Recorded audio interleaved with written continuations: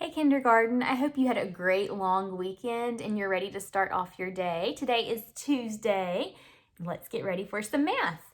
We're going to begin with our number talk for today. So here I have 2 10 frames, and what I want you to do is press pause on your video for a minute and see if you can figure out how many counters are shown on my 10 frame. So press pause and figure that out now. Okay, so hopefully you had a chance to look at my 10 frames here and figure out what number I am showing. So you may have come up with your numbers several different ways. One way that you may have figured out how many are on my 10 frame is just to count each counter. So let's try that way together first. Ready? Count with me. 1, 2, 3, 4, 5, 6, 7, 8, 9, 10, 11, 12, 13, 14, 15, 16. Okay, so I have 16 counters here on my 10 frame. Another way that you may have figured out how many this 10 frame is showing is by being able to look and see, and you may have said, okay, there's a whole 10 frame filled up here, so this is 10, and then you may have counted on. So 10, 11, 12, 13, 14, 15, 16. You may have solved it that way. You may have been able to look and say, this is 10, and I see that there's a whole row filled up here, so that's 5 more, and 10 and 5 is 15, and then 1 more, 16. You may have been able to work it out like that. Another way you may have been able to figure out that this was 16 was by saying, okay, this is 10, and then looking at this 10 frame, you may have been able to quickly recognize that that was 6, and you may have been able to figure out that 10 and 6 is 16. So there are several different ways that you could have seen this in your head and seen that it was 16. The faster you get at recognizing these, the better you will become. The more you practice. This is called subitizing, where you're able to look at a set of counters on 10 frames, or not even on 10 frames, but just laid out, and able to quickly recognize the number that's being shown. So we'll keep practicing that. Let's look at our word problem of the day now. Before I pull it out, let me put out our apps check here on my board so we can analyze the problem together. All right, here's our word problem for today. Sorry, I'm trying to get my screen straight. There we go. Okay, let's read this together. Violet had 9 flowers. She gave 4 of them away. How many flowers remain? Okay. I'm going to read this problem again to you, and this time I want you to listen for what question are we being asked? What do they want us to figure out? So listen as I read, and I want you to listen for the question. Violet had 9 flowers. She gave 4 of them away. How many flowers remain? What is the question that we need to solve here? Well, notice there's a question mark right here. So this is the sentence that's asking us the question. How many flowers remain? Ooh, this is a big word. Do you know what remain means? Remain just means how many are left. So they want us to figure out how many flowers are left, or how many flowers remain. So now I'm going to read back through each sentence, and let's listen for important information that will help us to figure out how many flowers remain. Violet had 9 flowers. What's important in that sentence? 9 flowers, right? Because that tells us how many she started with. Here's the next sentence. She gave 4 of them away. Okay, what's important there? 4, right? But also there are some words that are important in this sentence. She gave 4 of them away. If she is giving away flowers, those words are going to help us to know whether we should add or subtract. Okay, so now that we've analyzed the problem, let's start to plan out how we're going to solve it.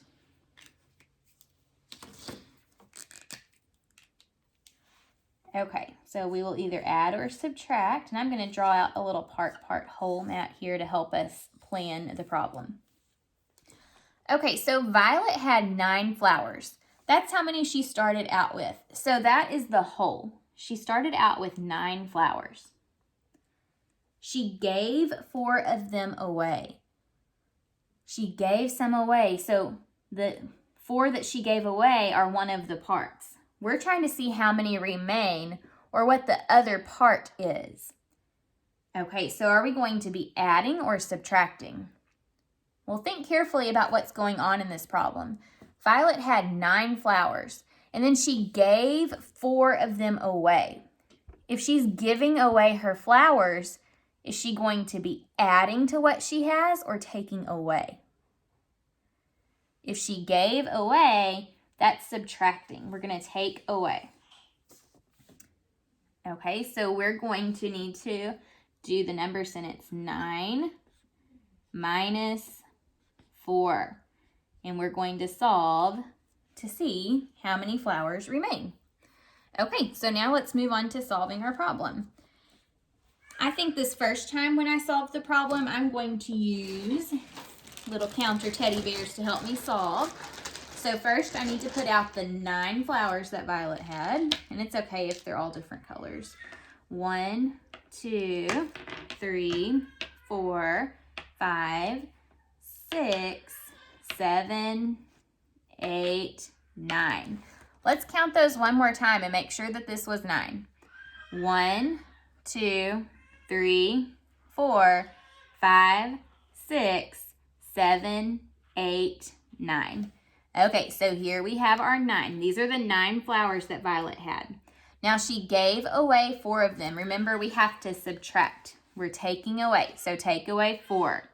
1, 2, 3, 4. All right, how many how many flowers remain? Ready? Let's count. 1, 2, 3, 4, 5. All right, so there are 5 flowers remaining. Now, before I say, okay, that's the answer, it's 5, I'm going to check my work one more time just to make sure. It's important to always check your answer in more than one way in case you made a mistake. Okay, so to check my work this time, I'm going to draw a picture, and I'm going to draw a picture of those 9 flowers to start with. So 1, 2, 3, 4, 5, 6, 7, 8, 9. And I know those flowers kind of look a little crazy, but that's okay. This is 9. We're going to double check and count before we do anything. Count with me. 1, 2, 3, 4, 5, 6, 7, 8, 9. All right, now we need to give away or take away 4 of them. So we're going to mark out 4. 1, 2, 3, 4. Okay, and how many remain? 1, 2, 3, 4, 5. 5 remain. So we got the answer 5 both times. So we know for sure now 9 minus 4 equals 5. And that other missing part was 5. Now we can answer the question. How many flowers remain? 5 flowers. All right. This week, guys, we are going to be working on understanding what greater than, less than, and equal to means. And also, we're going to be working on figuring out what is one more and one less. So let's get started. To work with me today, you're going to need some kind of counters. So at your house, you may not have counters and you may not have little teddy bears. But at your house, you may have Legos or little cereal pieces, Cheerios. You may have crayons. So grab something that you can use to help you build numbers and work on counting them. Go ahead and press pause and grab that now, and then come back and we'll get started. Okay, So let's start by just building a number, and then we'll talk about what those words greater than, less than, and equal to mean. So I want you to use whatever type of counters you have to build the number. Let's do 16 like our number taught today. So build 16. Press pause and build 16. All right, let's build 16 together. Ready? 1, 2, 3, 4, 5, 6, 7, 8, 9, 10, 11, 12, 13, 14, 15, 16. Okay, so here we are looking at 16 bears. Here's 16. This is the number 16. On a hundreds chart, see if you can find the number 16. Where is 16 on the 100 chart? 16 is right here. See, this is the number 16.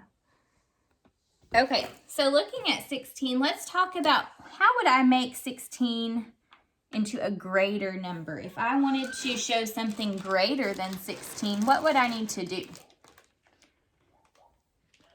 So if you want to show something greater than 16, that means you have to put more down. Greater than just means larger than, or bigger than, or more than. So to make a number that's greater than 16, I can add bears to the 16.